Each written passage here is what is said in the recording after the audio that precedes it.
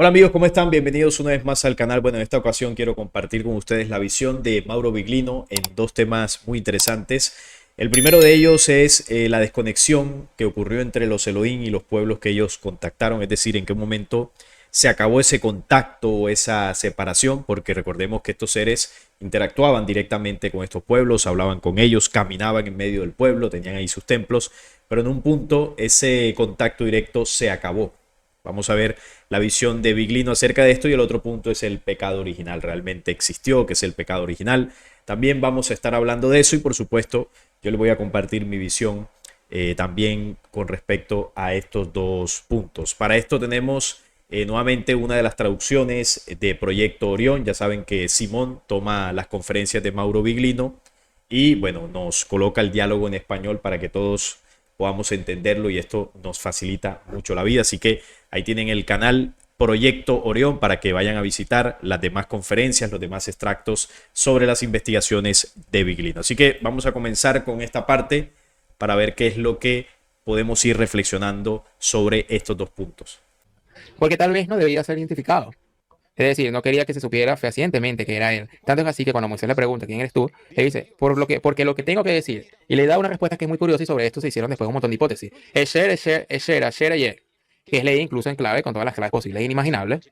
Pero el significado más inmediato es yo soy el que soy. Ahí cuando Yahvé le responde a Moisés, cuando le pregunta quién eres tú, él le da una respuesta en un idioma extraterreno.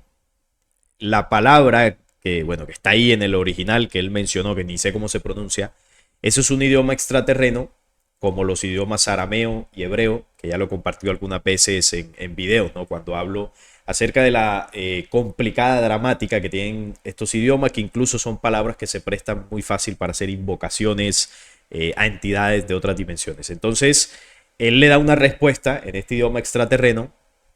No sabemos si le da un nombre exacto, pero Moisés obviamente no sabe ni lo que le dice.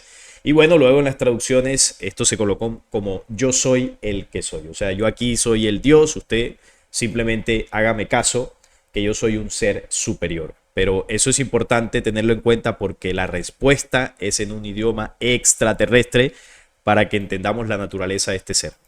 Métete en tus cosas.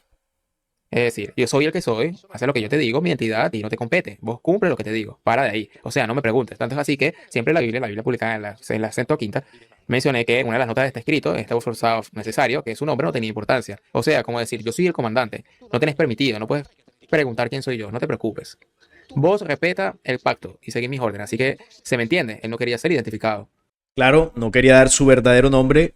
Incluso luego todo esto se camufló con que no, el nombre de ese Dios es muy sagrado, es muy santo, es impronunciable, no se puede decir, porque realmente estaba ocultando su verdadera identidad. Le dijo hay una palabra cualquiera, esto se tradujo, se colocó con, bueno, con este idioma extraterreno. Luego salió el tema del tetragramatón, como desde el hebreo se, digamos que se definió esto con cuatro letras impronunciables hasta que se le hicieron traducciones para que en ciertos idiomas fuese mucho más fácil mencionar este nombre misterioso. Hasta el español, como lo conocemos nosotros, como Jehová.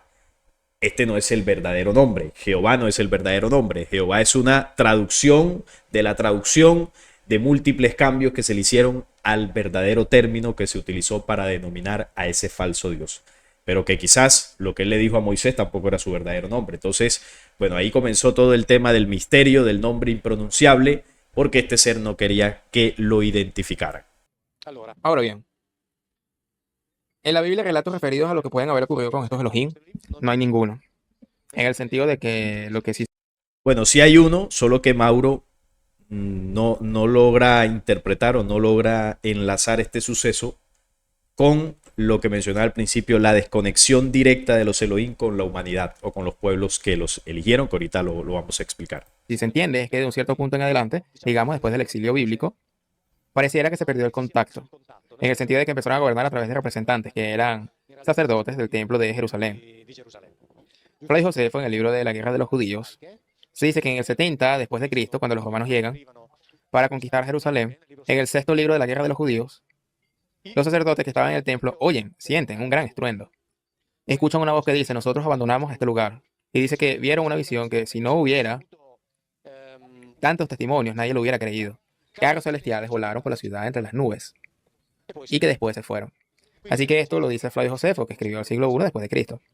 Bueno, el relato que le está mencionando es el siguiente. Vamos a comprobar esto inmediatamente, porque llama la atención. Se está refiriendo a la destrucción de Jerusalén del 70 después de Cristo. Y se está hablando aquí de un fenómeno extraterrestre donde naves surcan el cielo de Jerusalén luego de esta destrucción. Él interpreta que la desconexión total de estos Elohim, en el caso del pueblo de Israel, ocurrió después de la diáspora, ¿no? Del 70 después de Cristo.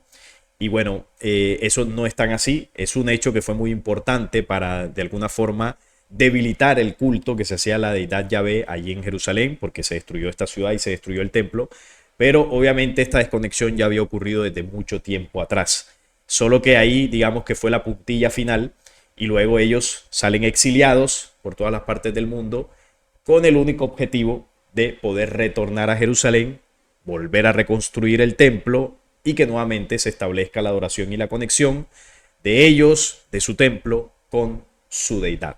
Ese es el objetivo que ellos tienen y por eso, bueno, está pasando todo lo que está pasando en la actualidad. Vamos a ver lo que dijo Flavio Josefo. Ahora tal vez el registro más extraño de todo lo que nos llega de la pluma de Josefo está en un párrafo con el que concluyere esta serie o esta sección que es muy extraordinaria. Josefo escribe estas palabras. Además de estas cosas, refiriéndose a los cometas y demás, en ese momento en Jerusalén, unos días después de esa fiesta, en el 1º y 20º día del mes de Artemisa, apareció un cierto fenómeno prodigioso e increíble.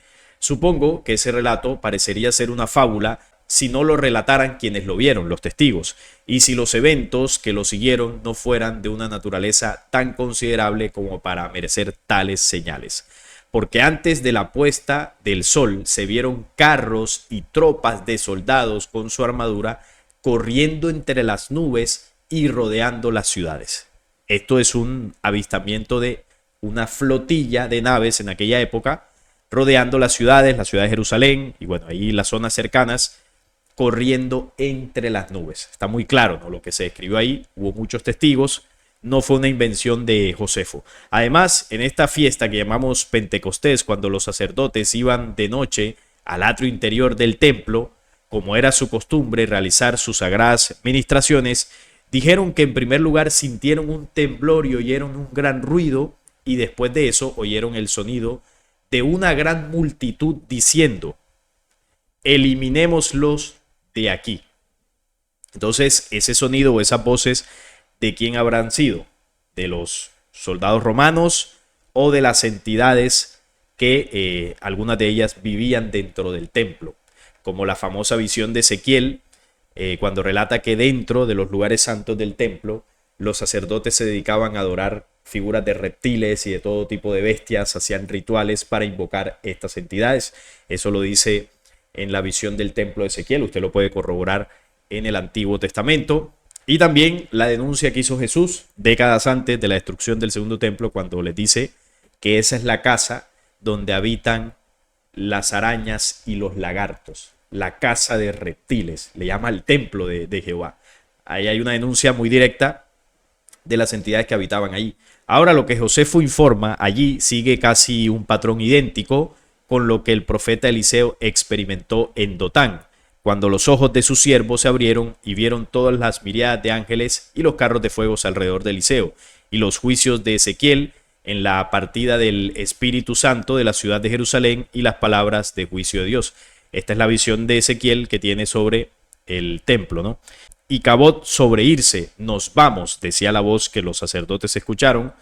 Lo que me parece fascinante de este breve informe de Josefo es su propia reticencia obvia a informarlo, porque siente que es tan extraordinario que la gente pensará que está loco por contar esta historia. Pero como él dice, se vio obligado a contarlo por dos razones. Uno, porque mucha gente fue testigo de ello, y dos, porque era coherente con la gravedad de ese momento histórico. Entonces, así se ve en la caída de Jerusalén y en la destrucción del templo un acto divino de venganza contra su propio pueblo. Esta es la referencia que dice Mauro Viglino de la historia de Josefo, de cómo se escuchan voces, quizás de estos seres, de estas entidades, abandonando el templo, y sumado a eso se ve en Jerusalén y en lugares cercanos flotillas de naves recorriendo los cielos, quizás huyendo de la destrucción, escondiéndose. Bueno, cada quien puede interpretar, pero lo cierto es que ahí ocurrió un fenómeno extraterrestre en el 70 después de Cristo en la ciudad de Jerusalén. Así que esa referencia de Biglino es real, y esto no es Josefo el único que lo menciona. Hay otras investigaciones que también hablan sobre este tipo de sucesos de avistamientos en Jerusalén desde la época antigua, incluso hasta la actualidad. Jerusalén siempre ha sido una ciudad muy apetecida, muy querida, ¿no?, por estos Elohim, porque, bueno, ya lo sabemos, el tema de los sacrificios y el tema de la energía, el portal que se mueve en esa ciudad, que es muy importante para ellos, para el tema de el alimento energético, es un comedero energético, y también es un portal que conecta otras dimensiones donde vagan estas entidades en otros planos para venir a esta dimensión. Entonces, por eso Jerusalén es el centro, es la capital de la adoración mundial, porque ahí es donde se suministran para estas entidades gran cantidad de energías espirituales de los seres humanos. Lo curioso es que exactamente el mismo evento es relatado por el más gran historiador romano, Tácito, que dice justamente que en el año 70 después de Cristo la ciudad de Jerusalén fue sobrevolada por carros de fuego o carros celestiales, lo dice Tácito. Tanto es así que esto lo cito textualmente en el último libro de Mondadori, en el último, el que salió hace una semana, el falso testamento. Ahí cito también otra cosa, cito también el de Plinio el Viejo, el cual dice que entre los tiempos de la guerra cimbria, es decir, por los años 100 y 113 a.C., cuando era procónsul Cao Mayo, en los cielos de Lombría se libró una batalla entre dos flotillas de carros de fuego, o celeste, una flotilla que venía del oriente y otra del occidente. En la que venía del occidente fue derrotada. Plinio el Viejo. Bueno, y el tema de la desconexión, ¿no?, del comienzo de esa desconexión de los Elohim con los pueblos que eligieron. ¿Dónde comenzó esa separación? ¿Dónde comenzó el tiempo donde ellos pasaron de gobernar directamente en cuerpo físico, ahí presentes sobre sus pueblos, a comenzar a gobernar a través de sus descendientes, de algunos escogidos, de su sangre elegida? Bueno, hay un evento y es el diluvio. El diluvio marcó un antes y un después en la influencia de los Elohim sobre la tierra. Antes del diluvio, ellos gobernaban directamente, produjeron todo tipo de razas, hibridaciones horrendas, como por ejemplo los Nefilim. Ellos se mezclan con las mujeres humanas y se crean los Nefilim. Había toda una masacre, ¿no?, sobre esta humanidad. Y el diluvio es un evento movido y enviado por parte de las jerarquías de la luz, de la creación original, para barrer de sobre la tierra esto que estaba ocurriendo, ¿no?, las razas híbridas antinaturales que estaban destruyendo al ser humano, y también borrar a las razas de Elohims. Entonces, ¿qué ocurrió? Se desató el diluvio y las razas híbridas casi que en su totalidad fueron destruidas, y muchas razas de estos Elohim fueron destruidos. Pero no todos, porque como tienen alta tecnología, tienen sus naves, muchos alcanzaron a huir. Cuando ya pasa el diluvio y todo esto, que ellos retornan nuevamente a tomar el control y la manipulación, ya no podían hacerlo de la misma forma que lo hacían en la época prediluviana. ¿Por qué? Porque iban a ser destruidos. Entonces ellos deciden darle ese poder y legarle la autoridad a las razas genéticas que descendían de ellos, que habían creado algunas sobre la tierra, las que sobrevivieron después del diluvio. Lograron entonces establecer unas monarquías a través de sus escogidos, y a través de ellos, de estos de sangre azul, comenzaron a gobernar. Por eso, desde la antigüedad está el tema de los reyes, los jueces, aquellos que recibían, o los sacerdotes, los que recibían el mensaje directo de los dioses y luego ellos lo trasladaban a los pueblos. Ellos establecieron ese mecanismo de intermediarios, y así se ocultaron principalmente en ciudades debajo de la tierra, intraterrenas, las razas sobrevivientes de los Elohim, y siguen gobernando desde las sombras a través de estos escogidos. Entonces el diluvio fue el que marcó el inicio del fin del gobierno directo de los Elohim sobre la superficie. Las antiguas tablas sumerias mencionan curiosamente que justo antes del gran diluvio, de que este evento pues arrasara la tierra, los dioses abandonaron nuestro planeta para ponerse a salvo en los cielos, regresando solo después del final del gran diluvio. Pero ¿por qué algunas partes de las historias son plausibles, mientras que otras, como cuando los dioses volaron a los cielos, se consideran improbables? Curiosamente, la historia de Noé, probablemente la más popular sobre el diluvio, ilustra historias similares a las de la epopeya de Gilgamesh, que es anterior a la Biblia. Bueno, el tema del diluvio está narrado en casi todas las culturas. Ese gran cataclismo, sin lugar a dudas, marcó la historia humana, entre muchas otras cosas por esto que mencioné. Antes del diluvio, sobre la tierra había unos seres que no eran criaturas naturales de aquí, de este planeta, y luego del diluvio eso se barrió, eso se limpió, entonces cambió la cosa. Según la epopeya de Gilgamesh, Enki, el dios creador del hombre, se acercó a un mortal llamado Unapistín y le habló revelándole los planes de los dioses, dándole planos sobre cómo construir un barco y cómo sobrevivir a la ira que los dioses iban a descargar sobre la tierra. Una vez que el diluvio arrasó el planeta, cumpliendo la ira de los dioses, Unapistín envió 3 pájaros a buscar tierra. Después de que Unapistín descubriera tierra y pusiera un pie en ella, ofreció un sacrificio a los dioses, tras los cuales le permitieron vivir. Es la historia de la epopeya de Gilgamesh, lo que luego se adaptó a la Biblia como la historia de Noé, una historia que carece de muchas verdades, la historia del Génesis y también la de las tablillas sumerias, porque lo que realmente ocurrió en aquella época no es que un ser elegido salvó a la humanidad, sino que cuando las jerarquías de la luz enviaron el movimiento de los elementos, se preservó lo original de esta creación, entre eso la humanidad, es decir, muchísima gente fue preservada a través de un programa de ayuda o un programa remanente. Las especies animales también, la genética animal se preservó, es decir, todo lo que era natural de la tierra se preservó, no un solo hombre y una sola familia, como cuentan estos mitos, y al preservarse la naturaleza de este planeta, pues luego de que pasó el diluvio, la vida pudo continuar ya sin la presencia de estas razas regresivas que estaban destruyendo la humanidad. Solo los que se salvaron, los que huyeron, los falsos dioses que huyeron gracias a su tecnología, fueron los que retomaron después el poder. Y bueno, a través de sus escogidos establecieron otro imperio de control, ya mucho menos directo. Entonces, ahí comenzó esa separación. Luego continuó algún tiempo, no de la misma forma. Y bueno, en el caso del pueblo hebreo, esta separación se dio por completo luego de la destrucción de los templos, porque recordemos que los templos de Salomón eran los edificios físicos donde el Elohim o los Elohim que los contactaban vivían allí. El primer templo de Salomón era una casa, literalmente hablando, de Jehová. Él posaba ahí su nave y vivía ahí dentro, tenía su habitación, su baño, todo, su cama, todo lo tenía allí. Entonces, claro, luego de la destrucción de los templos, Yahvé tuvo que separar su contacto o separarse del pueblo hebreo de una forma directa. Tuvo que esconderse, así como muchos otros Elohim que hasta el día de hoy se esconden para no ser destruidos. Entonces, esa es la explicación de por qué ya los Elohim no contactan como lo hacían en aquella época. Es interesante lo que plantea Biglino, pero obviamente él no tiene el panorama completo de lo que realmente sucedió. Vamos ahora con lo que es el pecado original. ¿Qué nos menciona Biglino acerca del pecado original? Y vamos a entender también si realmente existió y qué es el pecado original. Dice, nosotros somos los pecadores, dice el cristianismo, porque nuestros antepasados cometieron un pecado considerado el pecado original. Nosotros nacimos manchados por el pecado original, dice el cristianismo, que este es el pecado original que trajo la muerte y el sufrimiento al mundo. Y por lo que nosotros debemos vivir con la esperanza de que a través del mediador, es decir, Jesús, nos podremos conciliar con Dios, con Él, con Yahvé, el cual a través, Él envió a este hijo, su hijo, que fue enviado acá para ser torturado, asesinado, después resucitado. Podemos tener esperanza de acceder a la vida eterna que teníamos antes. Pero la eternidad en la Biblia no está. Cuando se habló del pecado original, la pregunta respondió primero el rabino principal.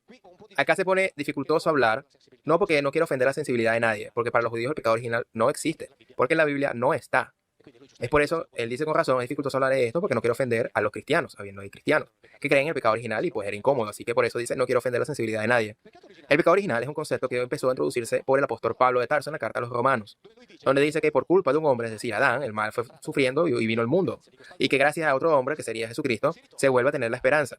Así que el concepto de pecado original comienza a elaborarlo Pablo, y después lo tomará San Agustín de Hipona, y bueno, construye la gran fábula. El biblista valdense dijo, bueno, aquí hay algo importante y es que el pecado original, como lo enseña la religión, no existe. Eso no es verdad. El mal que hoy en día está sobre la tierra no es culpa del ser humano. Nosotros no somos los originarios de esa maldad. Aquí lo hemos mencionado en algunos videos cuando hablamos del origen del mal. El origen del mal en el universo surgió de una humanidad anterior a la terrestre. En aquel entonces, esas humanidades tomaron malas decisiones y eso, como efecto, generó una desviación en un tiempo-espacio específico, no en toda la creación, solo en un punto muy pequeño de unas humanidades Y el efecto de todo eso lo estamos viviendo hoy en día en el planeta Tierra.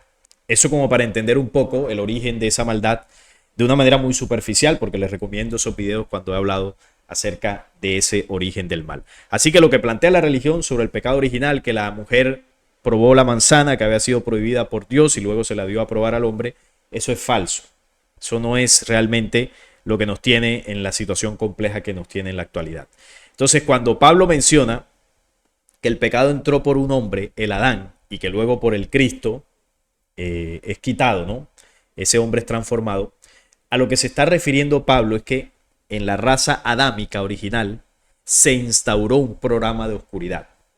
No por nosotros, sino porque el Adán, la raza Adán, hombres y mujeres, no un solo hombre, esta raza fue víctima de una manipulación genética por parte de los Elohim. Entonces, estos Elohim introdujeron en nuestra genética unos genes de oscuridad, unos genes oscuros que son los que nos hacen en nuestro comportamiento accionar de mala manera. Nos hacen violentar la ley de la vida. Eso está en nuestros genes. La tendencia hacia hacer el mal está en nuestra genética y se ha ido fortaleciendo y heredando de generación en generación. Es decir, los genes negativos que yo pueda tener, yo se los traslado a mi hijo y así se va trasladando en todas las generaciones desde el tiempo de esa raza humana original en este planeta. A ellos se les instauró esta genética negativa y de ahí en adelante toda la humanidad se contaminó. Por eso dice, el pecado se introdujo por Adán, pero no fue culpa de nosotros. Los Elohim nos manipularon. Entonces no hay un pecado original de nosotros. Nosotros somos víctimas, no somos los culpables. Los culpables son la invasión, los Elohim. Nosotros somos víctimas y bueno, después de eso, al encontrar el error, reconocerlo, saber que existe y por qué existe y aún así seguir prefiriendo el error, entonces ahí sí ya nos convertimos en culpables porque somos conscientes de que estamos haciendo el mal. Pero ya eso es otra cosa. Pero el origen de esa situación no es por nosotros, es por la manipulación y a eso es a lo que se refiere Pablo en esa carta o en esa enseñanza cuando habla del Adán, el hombre pecador, y luego cómo el hombre puede transformarse a través del Cristo. Ya sabrán que el pecado original es de la desobediencia, ¿no? De Adán y Eva. Ahora bien, en Génesis 3, donde está el relato de esta desobediencia, y Romanos 5, la carta de Romanos escrita por Pablo, en el cual el apóstol Pablo dice que por medio de un hombre la muerte entró al mundo, no hay coincidencia. Por medio de un hombre la muerte entró al mundo. ¿Cuál es ese hombre? Adán. Es decir, por medio de esa humanidad adámica entró la muerte. Pero ¿cómo entró? No por desobediencia, como se dice, porque hubo una intervención por parte de los falsos dioses. Por eso entró la muerte a nivel genético y de ahí para toda la humanidad. Y más bien, uno al leer a Pablo se puede preguntar de dónde sacaron esas ideas o dónde él sacó esas ideas. ¿Se entiende? Y yo estoy de acuerdo con él.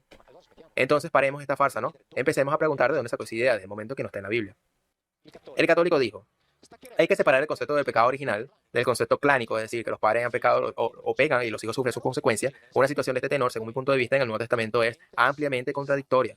O sea, continuamos. O si no, nos vamos a comer pizza, porque ya todo aquí está dicho. No está la palabra eternidad, no está la palabra omnipotente, la inmortalidad no está la creación de la nada, y mucho menos el pecado original. ¿Y de qué estamos hablando entonces? Y eso es lo que vengo diciendo desde hace años, de un libro de historia común y corriente, con uno de los muchos libros de historia que la humanidad escribió a lo largo de su historia.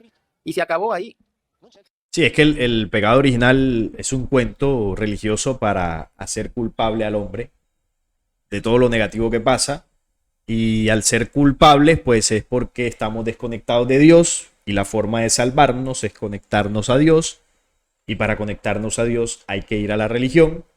Yo te ofrezco como organización religiosa esa salvación, tú diezmas, eres fiel viniendo aquí todas las semanas y de esa forma te vas a salvar. Entonces ahí está el negocio, ¿no? El negocio es redondo. Entonces por eso se inventan el cuento del pecado original. Pero ¿qué es lo que realmente ocurrió con la manzana? Bueno, el libro secreto de Juan lo muestra. Yo se los he compartido en el capítulo, desde el capítulo 11, desde el versículo 13. Aquí se revela realmente lo que ocurrió con el cuentico de la manzana y la serpiente y todo esto. Pero los gobernantes, estos son los Elohim, que denuncia Biglino, estaban delante de lo que ellos llaman el árbol del conocimiento del bien y del mal, el famoso árbol que prohibió Jehová, el árbol de la ciencia del bien y del mal. Como vemos, esto no es un árbol negativo, es un árbol de conocimiento, que es en realidad, dice el libro secreto de Juan, el pensamiento posterior iluminado. Todos estos símbolos no son literales. Es decir, no es que en un supuesto paraíso había en la mitad de un árbol. Realmente lo que estaban haciendo los gobernantes era impedirle a la humanidad terrestre que comiera del pensamiento posterior iluminado, que es una condición interna que tiene la raza humana para precisamente corregir el error. Cuando usted se equivoca, cuando usted hace algo malo, hay un pensamiento de arrepentimiento, hay un pensamiento que lo invita a corregir.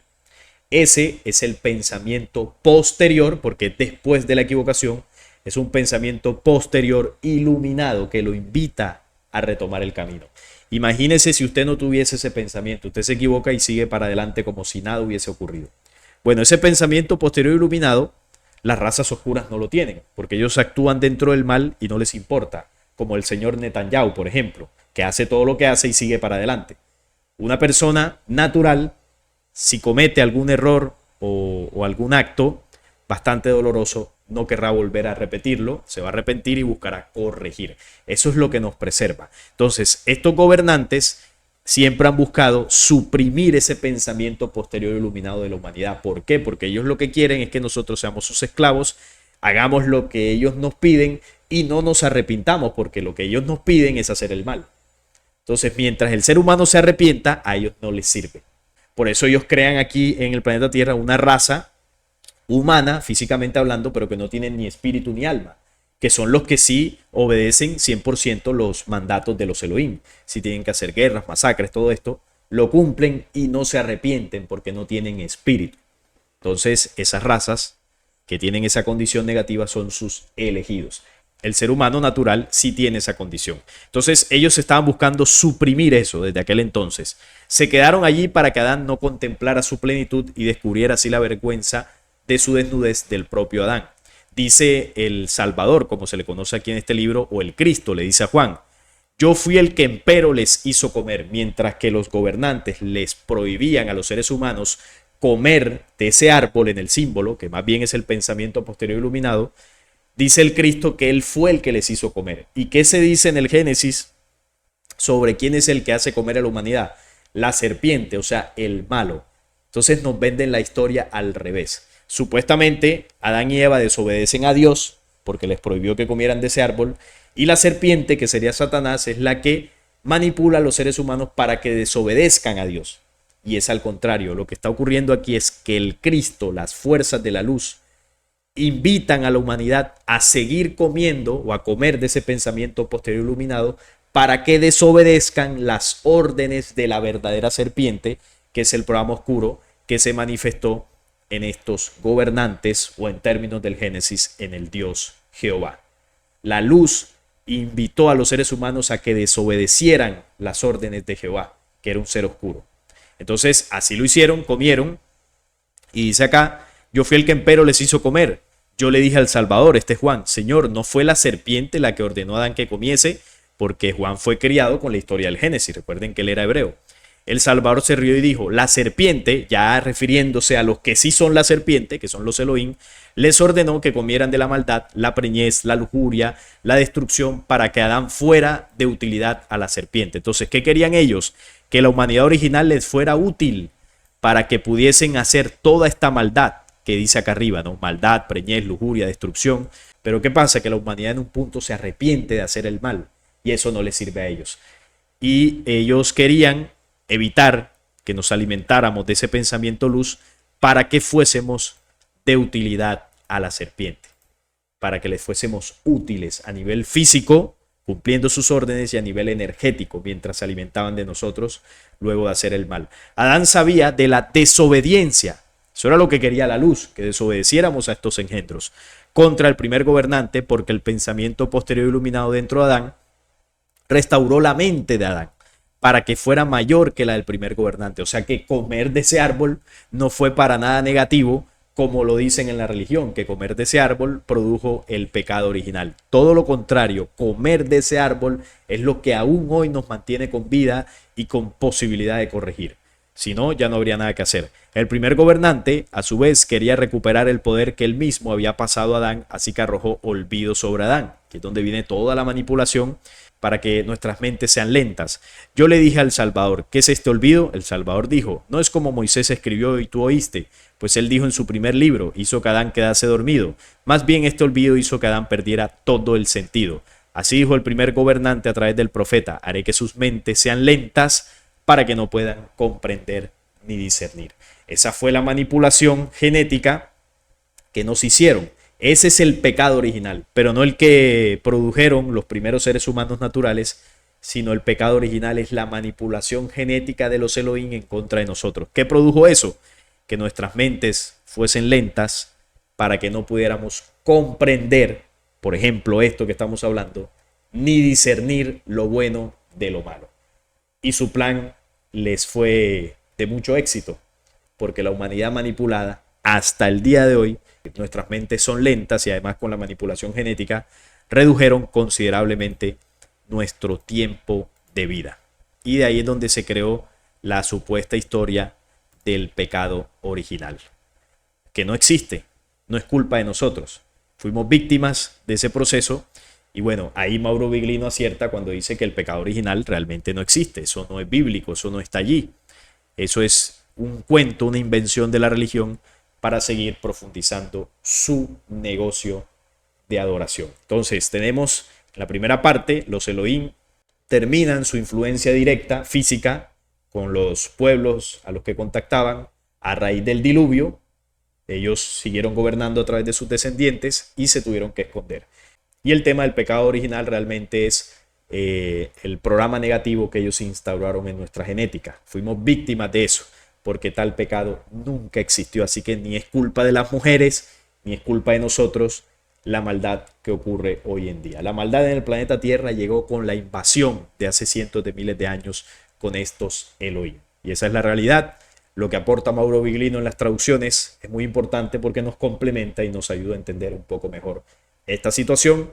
Y bueno, yo les aporté también mi investigación para complementar lo que Mauro Viglino pues no maneja o no enlaza lo suficiente, porque obviamente su fuerte es las traducciones. Y para acá estamos el resto de nosotros para aportar con nuestras investigaciones y poder armarnos ese rompecabezas de conocimientos que nos ayude a entender lo que realmente ocurrió en estos temas. Así que esto quería compartirles, no es más por el día de hoy.